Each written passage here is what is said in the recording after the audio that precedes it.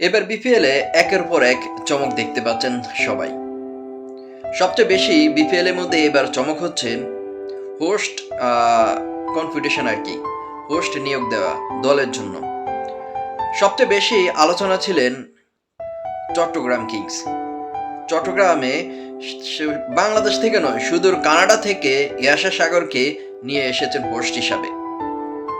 তার সাথে টক্কর দিতে কিন্তু সিলেট, ফরচুন, বরিশাল তারাও কিন্তু কমতি রাখেনি, তারাও হোস্ট নিয়োগ দিয়েছেন। দর্শকদের যখন চোখ ওইদিকে থাকে, দর্শকদের চোখ যেন ওইদিকে থাকে, তারাও নিয়োগ দিয়েছেন আর কি। যে হোস্ট সিলেট স্টার্সে হোস্ট হিসেবে নিয়োগ দিয়েছেন চট্টগ্রামের মেয়ে স্মৃতি চৌধুরী, উপস্থাপিকা। সবসময় বিভিন্ন কাজে সে ভাইরাল থাকে, ফেমাস বুক। আর ফরচুন বরিশালও পিছিয়ে রয়নি। ফরচুন বরিশাল উপস্থাপিকা নুসরাত জেরিনকে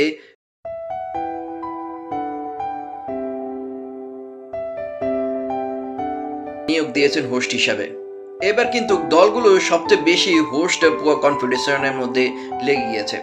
ঢাকা ক্যাপিটালসও শুনতে পেয়েছে যে হোস্ট নিয়োগ দেবে, কিন্তু এখনো দেয়নি। তো এদিক থেকে কিন্তু একটি আকর্ষণীয় বিষয় এবার বিপিএল এর মধ্যে আকর্ষণীয় একটি বিষয় হচ্ছে যে সবচেয়ে কে কোন দল করবে না। এখন তো অনেকে বলতেছে যে কানাডা যেদিকে আমরা ওইদিকে। ওই কানাডা মানে হচ্ছে যে চট্টগ্রাম কিংস এর যে ইয়াশা সাগরকে নিয়েছে। এখন অনেকে কিন্তু সে মডেলের দিকে তাকিয়ে, মডেলিং এর দিকে তাকিয়ে অনেকে কিন্তু চট্টগ্রামে সাপোর্ট করা শুরু করে দিয়েছেন। আবার এদিকে স্মৃতি চৌধুরী আছে সিলেটে, আবার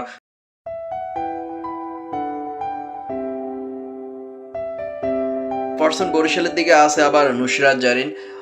কেউ কারো থেকে কম নয়। সব দর্শকে কিন্তু এখন খেলার চেয়েও মানে যারা হোস্ট, যারা সঞ্চালক, তাদের দিকে চোখ। কারণ এখন তো দলে চেঞ্জ করে ফেলতেছে অনেকে, অনেকে এই দল থেকে ওই দলে চলে যাচ্ছে। যারা এখন বরিশালে ছিল তারা চলে আসছে চট্টগ্রাম। মানে এভাবে উলুট ফালুট হয়ে যাচ্ছে, এখন সাপোর্ট চেঞ্জ হয়ে যাচ্ছে। সবচেয়ে আকর্ষণীয় বিষয় এখন বিপিএল এ কিন্তু একের পর এক